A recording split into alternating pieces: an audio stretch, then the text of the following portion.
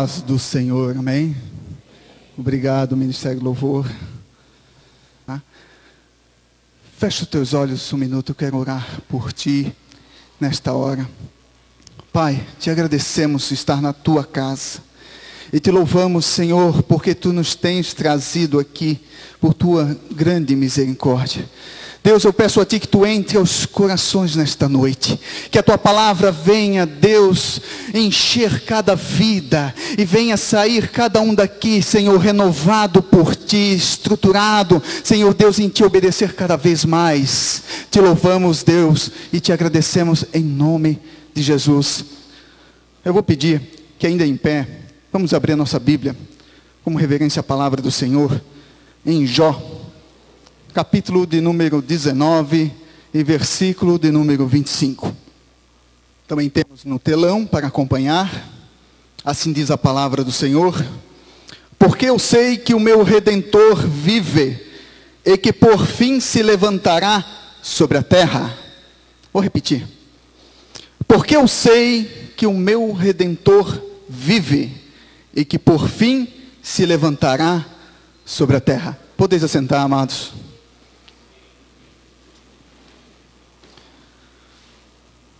Todos conhecem a história de Jó. Se lermos várias vezes o livro de Jó, você pode ler 100 vezes o livro de Jó, você vai ficar surpreendido, cada leitura. Porque cada vez o Espírito Santo de Deus vai fazer com que você entenda mais profundamente o que Ele quer para você. Cada vez que você lê o livro de Jó, porque ele é uma poesia, mas é real. Escrito em poesia, mas de forma real. Os versos são em poesia hebraica. É um estilo diferente da nossa cultura em língua portuguesa. Mas os teólogos dizem que é em forma de poesia hebraica. Mas a palavra do Senhor vem nos trazer a história de Jó. Uma palavra simples esta noite, porque o Evangelho do Senhor é simples aos nossos corações. Jó, contemporâneo de Abraão, ele, segundo a palavra do Senhor, Deus traz no seu capítulo 1 um currículo muito bom de Jó. Um currículo de um homem fiel, o currículo de um homem íntegro, o currículo de um homem que até Satanás ficou perturbado com isso e foi até Deus para poder acusar Jó. E nessa conversa, a palavra do Senhor diz que os filhos de Deus estavam em reunião, para nós entendermos melhor. E Satanás chega próximo e questiona com Deus sobre a questão de Jó. E Deus dá o seu currículo em questão de Jó. Olha lá, meu servo fiel, íntegro. Daí o diabo em si diz para Deus: é muito fácil um homem rico desse. Olha a quantidade de bens que ele tem. Olha a quantidade de filhos. Olha a alegria dele. Até eu serviria a ti com essa riqueza toda. Aí Deus permitiu que o diabo tocasse nos bens de Jó. Tocasse na vida financeira. Permitiu que tocasse na família. Permitiu que tocasse na sua saúde. Quando Deus permitiu isso, nós vamos ver muito bem, lá pelo capítulo, os inícios dos primeiros capítulos de Jó, nós vamos ver que Deus permite que o diabo toque na família, destruindo, matando todos os 10 filhos de Jó. Fatalidade. Perder um filho é uma fatalidade. Mas além disso, Deus permitiu que Jó fosse também saqueado seus bens. Matado suas ovelhas, seus jumentos, carneiros. Jó tinha muito dinheiro. Jó ficou sem nada. E outra que Deus permitiu que o diabo tocasse na vida física de Jó. A palavra do Senhor vai discorrer que Jó, no capítulo 2, e o versículo 8, nós vamos ver que diz assim a palavra: e Jó, tomando um pedaço de telha para raspar com ele as feridas, assentou-se no meio da cinza. Pronto. Estava a sorte de Jó terminada? Será que acabou para Jó? Mas Jó, a palavra de Deus diz que nem uma vírgula ele pecou com a sua boca. Ele foi fiel. Ele foi íntegro. Até a palavra integridade na Bíblia quer dizer inteiro. Quer dizer, em tudo ele permaneceu fiel. Daí o diabo, ele tocou em todas as áreas físicas, financeiras, tudo que é a área de Jó, mas uma área ele não pôde tocar, a espiritual. Nessa ele não pôde entrar no coração de Jó, porque Jó era fiel. Amados, quando Deus permite a provação, quando Deus permite a luta, seja financeira, seja física, uma doença, quando Deus permite qualquer situação familiar, o diabo não vai poder tocar em algo muito profundo do teu ser, que é a tua integridade com Deus. É o que Paulo vai falar no capítulo 8 de Romanos. Se Deus é por nós, quem será contra nós? Pode tocar em nós, até matarmos, mas a integridade espiritual nossa, o diabo não pode tocar. Por quê? Porque se você for fiel a Ele, Deus será fiel para contigo e vai te dar vitória no momento que você precisa. Mas além disso, tem uma situação. Quando ele tocou na vida física, nós podemos pensar que Jó simplesmente teve uma doença simples. Não. Segundo estudiosos, ele teve uma lepra negra, pelos sintomas que apresenta diante da Bíblia. Nós vamos ver no capítulo 2, versículo 8, começa o primeiro problema que Jó tinha, fisicamente. Ele chegou a se coçar com um caco de telha, pelas feridas que deu no seu corpo. No capítulo 2, versículo 12, começou a mudar sua fisionomia. Os seus amigos chegaram próximos, sua mulher chegou próxima e não reconheceu Jó.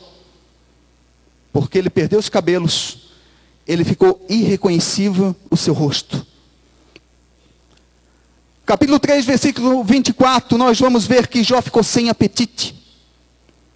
Capítulo 7, versículo 5, nós vamos ver que vermes andavam no corpo de Jó. Capítulo 9, versículo 18, nós vamos ver que Jó não conseguia respirar direito. Capítulo 16, versículo 16, nós vamos ver que as suas vistas começaram a escurecer. Jó começou a ficar cego. Nós vamos ver no capítulo 19, versículo 17, que Jó começou com um mau hálito terrível. Segundo alguns estudiosos diziam que chegou a 800 metros, não dava de suportar o fétido do seu corpo e do seu mau hálito. Capítulo 19, versículo 20, dia que Jó perdeu muito peso. E o capítulo 30 e versículo 30, que ele andava com constante febre. Chegou ao ponto que Jó, irreconhecível, vida física totalmente podre, fisicamente, a sua saúde, sua estrutura. Os filhos mortos, sem dinheiro, já foi para o lixeiro da cidade. Conteúdo bíblico diz, ele foi para o lixo da cidade. E lá ficou Jó, noite e dia, coçando com um caco de telha.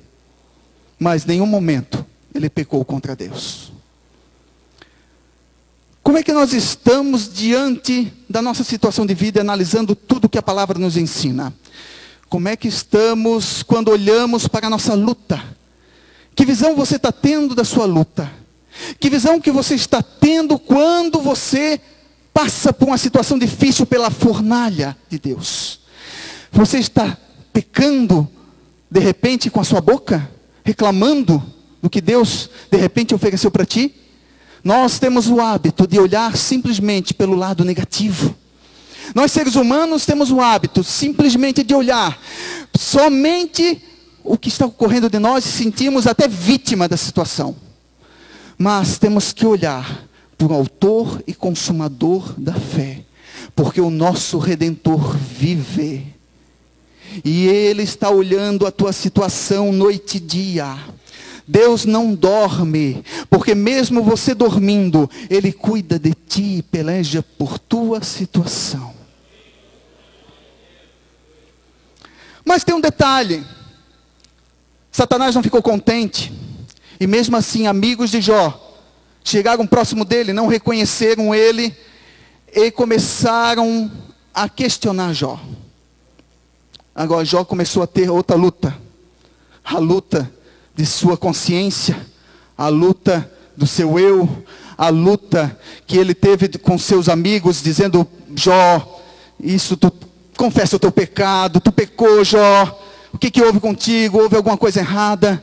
Não, Jó não pecou, seus amigos não estavam entendendo que era uma prova, nem Jó entendia a prova que ele passava. Quantas vezes você não está entendendo a prova que você está passando? Você nem tem noção, mas não precisamos entender a prova. Se você entender Deus, você é suficiente para a tua vida.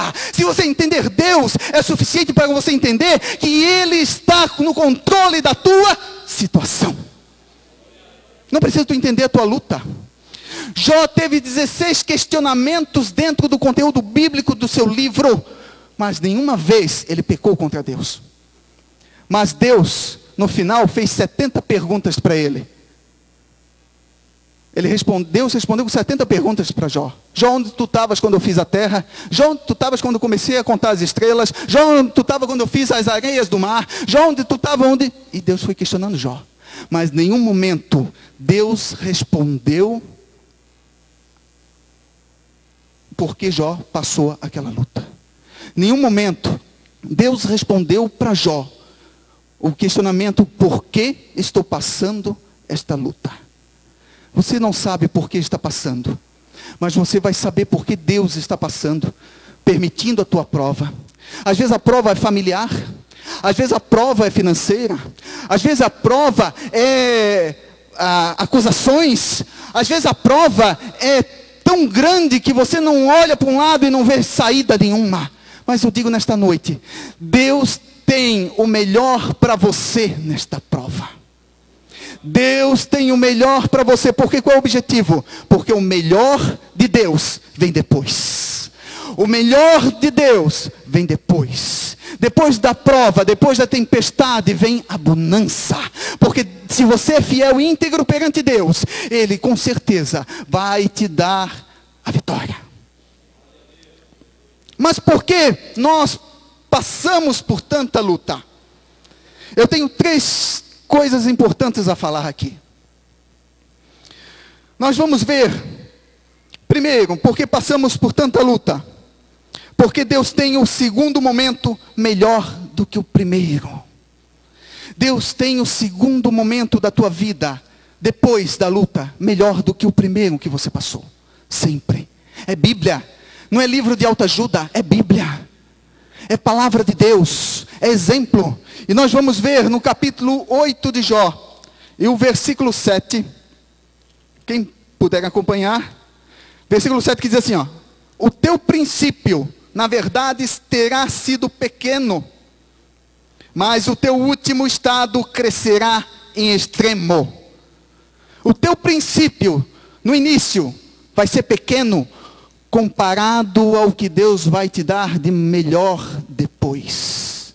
Você vai esquecer a tua luta, porque Deus vai te dar algo melhor do que a luta que você está passando.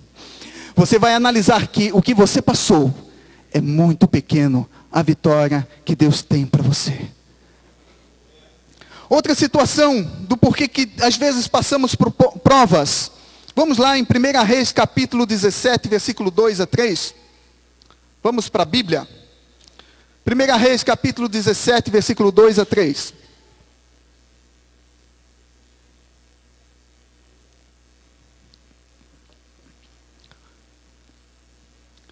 Que diz assim: Depois veio a ele a palavra do Senhor dizendo: vai-te daqui e vira-te para o oriente e esconda-te junto ao ribeiro de Querite, que está diante do Jordão.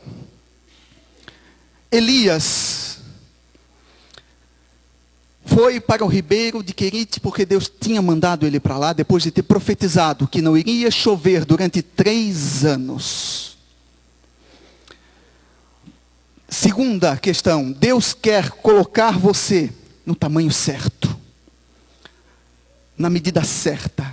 A palavra Querite, ela na Bíblia significa cortar no tamanho certo, encaixar no tamanho exato. Quando Elias foi para o ribeiro de Querite, olha só como Deus trabalha com a coisa ilógica da nossa mente. Lá ele foi sustentado por corvos que levou carne para ele. Corvo levou carne. Segundo, o ribeiro que estava lá. Então Elias tomou água e comeu carne. Deus mandou ele para lá, para ele esperar até que ele mandasse sair de lá. Deus quer nos colocar, às vezes, no tamanho certo, no molde correto que Ele quer para a nossa vida. Ele quer nos moldar o nosso caráter. Ele quer moldar para nós recebermos a bênção na hora certa. Ele quer nos trabalhar para que a gente possa ser o melhor para Ele sempre. A luta que nós passamos, a provação, primeiro porque Deus tem o segundo momento melhor do que o primeiro para nós. A vitória é certa, somos mais do que vencedores em Cristo Jesus. E o segundo é que Deus quer nos moldar, nos colocar no momento certo, no corte, no molde correto que Ele quer. E uma pergunta: estamos deixando Deus moldar conforme nós queremos, como Ele quer? Ou estamos questionando Deus por quê?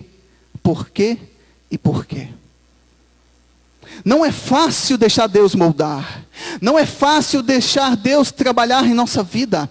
Porque às vezes não entendemos. Alguém vem e nos ofende. Às vezes é no trabalho. Às vezes é na escola. Às vezes é em casa. Às vezes é uma situação financeira difícil. Às vezes é um aperto lá. Chega ao ponto de esquecermos a benevolência e a bondade de Deus em nossas vidas. Deus tem nos dado, nos trabalhado, moldado. Ele quer que você entenda, que você entregue a tua vida total e não parcial na mão dele.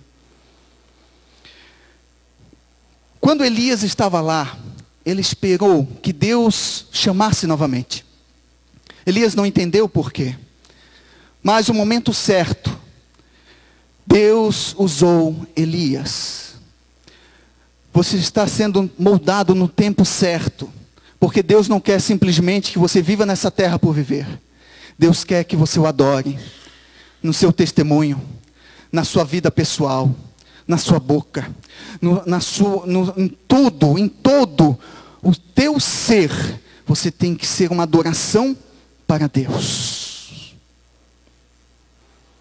Outro ponto importante. Deus quer extrair de você o melhor.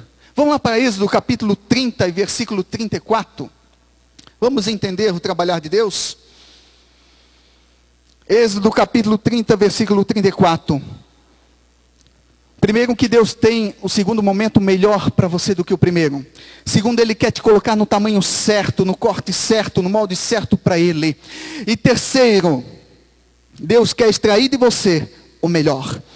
Capítulo 30, versículo 34 diz assim: disse mais o Senhor a Moisés: toma especiarias aromáticas, estoraque, ônica e gálbano. Estas especiarias aromáticas e incenso puro de igual peso. E disto farás incenso, um perfume segundo a arte do perfumista, temperado, puro e santo. E dele moendo o pisarás, e dele porás diante do testemunho na tenda da congregação, onde eu virei a ti, coisa santíssima vos será. Porém o incenso que farás conforme a composição deste, não o fareis para vós mesmos, santo será para o Senhor. 3 elementos importantes aqui. Primeiro era o estoraque. É retirado das árvores cujas folhas gotejavam noite e dia. O estoraque, a folha gotejava noite e dia. A ônica era um molusco retirado do mar. E só saía o aroma suave para o templo se queimasse ela. Terceiro, o gálbano é um arbusto que só exala seu delicioso perfume se for pisado, se for moído. Deus queria que desses 3 elementos fosse feito o incenso de aroma puro a Ele. Isso retorna para nós que Deus quer retirar de nós o sumo. Deus quer tirar o melhor de nós. E é por isso que Ele às vezes nos mói, às vezes Ele nos tritura. E tem um detalhe: ninguém poderia fazer desses 3 aroma suave para si próprio. Desses 3 tinha que ser exclusivamente no templo um incenso de aroma suave a Deus. Deus quer que a tua adoração, a tua luta, o teu problema que você passa, a angústia do teu coração, muitas vezes nas orações, seja para Ele em louvor e glória, na sua integridade e na sua fidelidade a Ele. É você permanecer fiel a Deus, mesmo sendo esmagado, mesmo sendo triturado, mesmo sendo moído pelas lutas e dificuldades, você vai ainda dizer: te glorifico a Deus, te exalto pelo quem tu és, porque tu és o Deus que criou os céus e terra e está aqui para me dar a vitória. Guarda no teu coração, porque logo Deus vai te dando a vitória. Às vezes, quando menos percebemos, Deus dá a vitória. Mas Ele exige de nós adoração correta e pura. Ele não podemos adorar outro ídolo. Nós não podemos adorar a nós mesmos, o nosso ego. Nós não podemos se deixar levar pelo mundo e as coisas que há no mundo. Simplesmente Ele quer moer-nos para poder tirar de nós o sumo precioso, que é a adoração e louvor a Ele. Você já notou que quando você está passando a luta, a dificuldade, você chega mais próximo de Deus? Você já notou que quando você está passando uma luta muito tremenda, que você não olha nos teus olhos carnais, normais, de ser humano que nós somos e não enxergamos nada? Você já percebeu que nós cada vez mais oramos mais? Nós chegamos mais próximo de Deus, vimos coisas, detalhes que às vezes nós não enxergávamos. Deus quer nos moer para poder fazer de nós o melhor para Ele, glorificação para Ele. Mas eu digo aqui, de tudo isso que Jó perdeu, financeiro, família, a sua saúde, o que Jó não perdeu? Tem alguma coisa que Jó não perdeu? Tem. Nós vamos ver em Jó capítulo 2, versículo 9, o que ele não perdeu. Jó 2 e 9. Então sua mulher lhe disse: ainda retens a tua sinceridade? Amaldiçoa a Deus e morre. A mulher de Jó viu seus filhos se perdendo, viu a sua vida financeira indo por terminada. Mas quando ela enxergou Jó naquela situação, ela não se aguentou. Mas a Bíblia não diz que ela abandonou Jó. Ela não foi rebelde a Jó. Só ela não entendeu. A expressão utilizada aqui, Jó amaldiçoa Deus e morre, quer dizer: Jó, eu não aguento te ver assim. Te entrega e deixa Deus te levar. Essa é a expressão correta. Ela não foi para poder blasfemar contra Deus. Não. Os originais dizem bem claro que ela foi simplesmente, e é porque ela não aguentou o que Jó estava passando. E enxergar, porque ele estava, a sua fisionomia, totalmente, ela não reconhecia ele. Fisicamente, a sua saúde, ela não reconhecia mais. Não dava para chegar mais próximo de Jó. Seus amigos, quando chegaram perto dele, ficaram em silêncio 24 horas por dia, que era um costume da época, dizendo assim: estou em silêncio, estou enterrando Jó. É um costume judaico. E a sua mulher chega para ele e diz: amaldiçoa teu Deus e morre. Quer dizer, não aguento mais te ver assim, Jó, na tua situação. Entrega-se, deixa Deus te levar. Mas ele disse: como qualquer doida, assim falas tu. Recebemos o bem de Deus e não receberíamos o mal? Em tudo isto não pecou Jó com seus lábios. Jó, mesmo não sabendo por que estava passando, ele confiou a Deus. A primeira coisa que Jó não perdeu foi a sua integridade e fidelidade a Deus. Ser íntegro quer dizer ser inteiro. Jó estava inteiramente sendo fiel a Deus. A sua mulher ali, depois, quando Jó recebeu tudo em dobro, quando ele recebeu o melhor do que a primeira vez, tudo em dobro, até os filhos ele recebeu de volta, foi com a mesma esposa, não foi com outra esposa. A esposa simplesmente não acompanhou de perto, mas acompanhou de longe. Porque se fosse assim, Jó não ia ser considerado íntegro perante Deus. A primeira coisa foi a integridade e fidelidade. E como nós estamos agindo nessa fidelidade, estamos sendo íntegro em tudo. Tudo que Deus tem colocado em nossas mãos, estamos fazendo. Será que estamos enxergando que Deus realmente, a aflição na hora da dificuldade, nós estamos enxergando com integridade ou estamos blasfemando usando a nossa boca? Reclamando. Em vez de uma oração, é uma murmuração. Murmurando na oração. Você vai conseguir vitória quando você aprender que na hora que Deus está te esmagando, na hora que Deus está te moldando como um vaso na mão do oleiro, você tem que glorificar a sua presença de todo o coração. Não adianta glorificar de boca. De boca, Deus conhece o coração nosso. Não vai passar do teto. Mas se você entender a benevolência de Deus, a bondade de Deus, e realmente você praticar a sua palavra, Deus vai te dar o melhor do que Ele tem. A vitória é certa para aquele que é fiel e íntegro perante a sua presença. Não importa o tempo, porque Deus não atrasa. Deus dá no momento certo, a hora certa, a vitória. Amém? Outra coisa que Jó não perdeu. Daí nós vamos voltar pelo versículo que nós lemos no início, capítulo 19, versículo 25. Daí eu vou fazer uma exegese bíblica aqui rápida. Porque eu sei que o meu Redentor vive, e que por fim se levantará sobre a terra. A palavra levantar, aqui no original, é um verbo chamado agir. Eu vou trocar a palavra levantar pela palavra original agir. E vou ler de novo. Porque eu sei que o meu Redentor vive, e por fim agirá sobre a terra. O nosso Redentor é Cristo. E Ele vai agir na tua luta.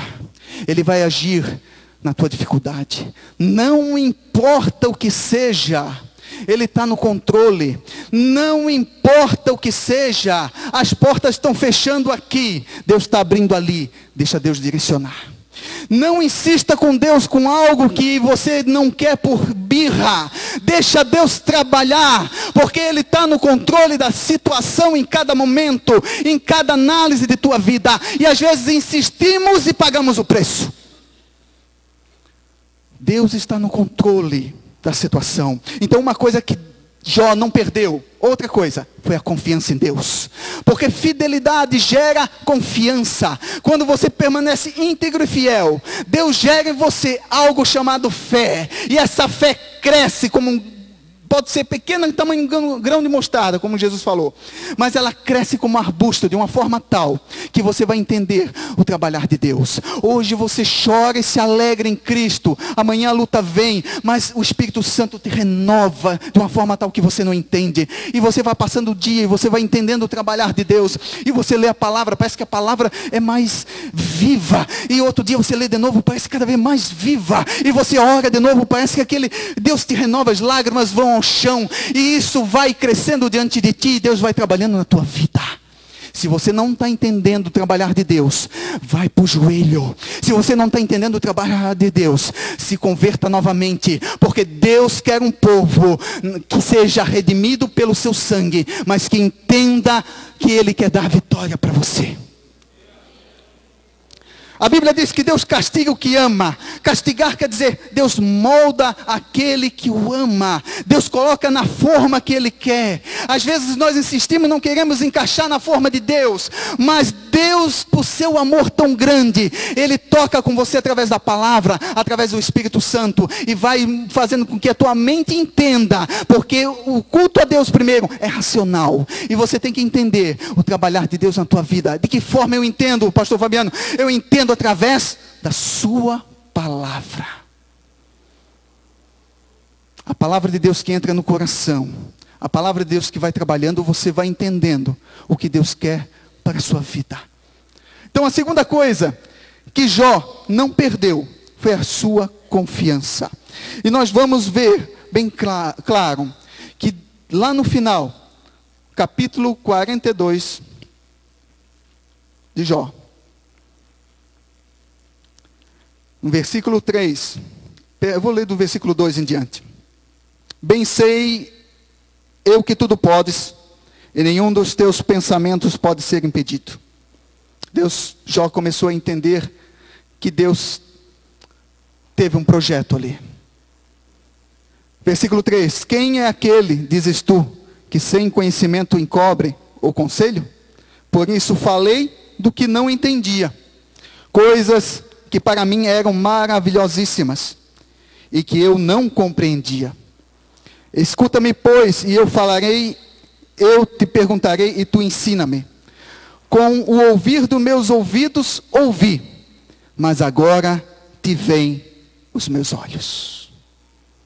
No final, Deus confere a Jó uma prosperidade maior do que a primeira. Jó viu agora quem era Deus. Jó diz que antes só ouvia falar das coisas grandiosas, do que Deus fez a Abraão, do que Deus fez a vida dos patriarcas antepassados, do agir de Deus, mas agora ele quer dizer, eu senti na pele o teu agir, eu senti na pele o teu moldar, eu senti na pele a tua bênção. Amado, isso aqui é a palavra do Senhor. Deus, Ele nos quer dar o melhor sempre. Mesmo que não entendamos o seu agir. Mesmo que a coisa parece tão longe para nós. Mas Deus permite isso, sabe por quê? Para que você, primeiro, mantenha-se fiel a Ele, como Jó fez. Isso você não vai perder. Segundo, que gere confiança em você, no Deus vivo e poderoso. Bem sei que o meu Redentor vive, e Ele vai agir em vitória a todos nós. Vamos colocar de pé. Quero orar por ti esta noite. Vou pedir para o Ministério do Louvor possa estar à frente de louvar o Senhor.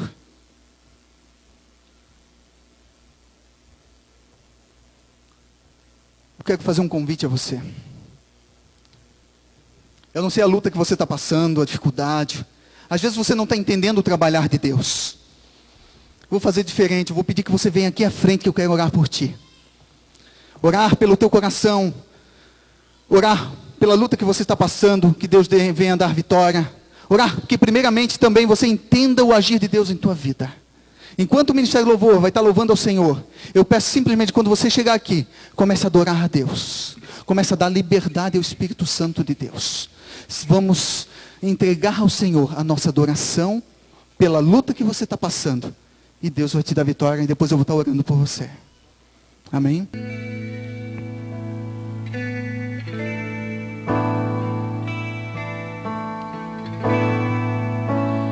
Perto quero estar,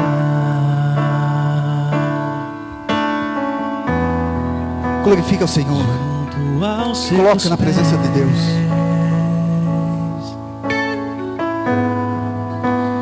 Pois prazer maior não há que me render e te adorar.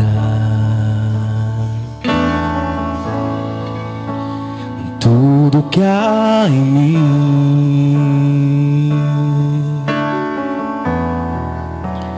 quero te ofertar.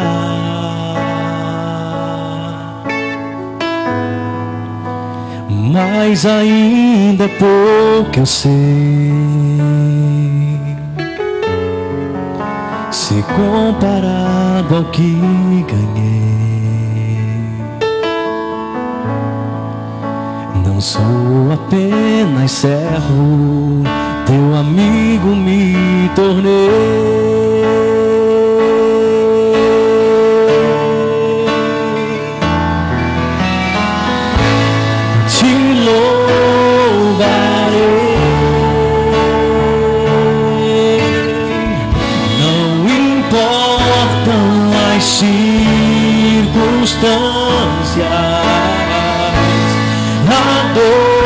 Adorarei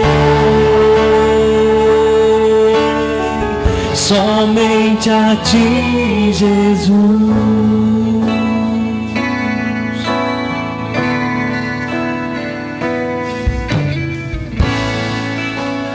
Perto quero estar,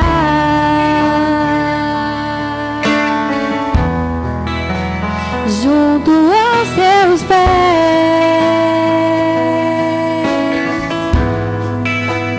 pois prazer maior não há que me render e te adorar. Tudo que há em mim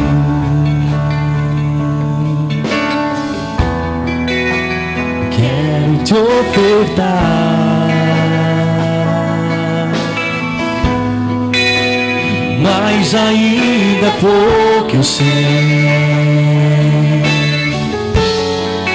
se comparado ao que ganhei. Não sou apenas servo, teu amigo me tornei.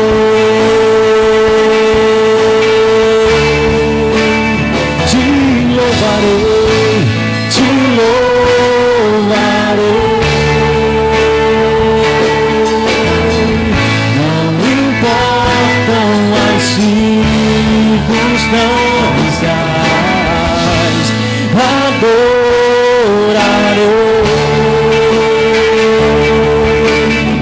somente a ti, Jesus.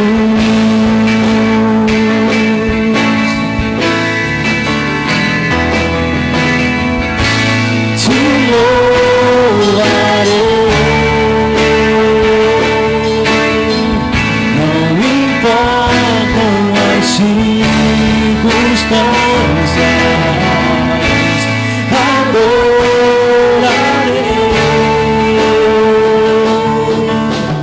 somente a ti, Jesus. Feche teus olhos. Pai, quero apresentar a tua igreja. Tu sabes cada coração, cada situação, ó Pai. Venha trabalhar de forma tal os corações que possam entender o teu agir, o teu trabalhar em cada vida. Deus, age de forma sobrenatural para a vitória, os teus filhos, que possam crescer espiritualmente, e crescer, Senhor Deus, para que possam receber a vitória, glorificando o teu nome, buscando a tua presença. Pai, renove vidas que estão desanimadas, que olham muitas vezes e não vejam que não tem saída, mas tu é o Deus que dá a vitória, que nossos olhos humanos tão finitos, Pai, não entenda a tua grandiosidade, mas Pai, ensina-nos a entender cada vez mais. Pai, abra o entendimento do teu povo para que veja o teu agir de forma sobrenatural. Pai, estenda as tuas mãos e dá vitória, dá a tua graça, dá o teu renovo, e eu peço a ti, para a glória do teu nome, em nome de Jesus.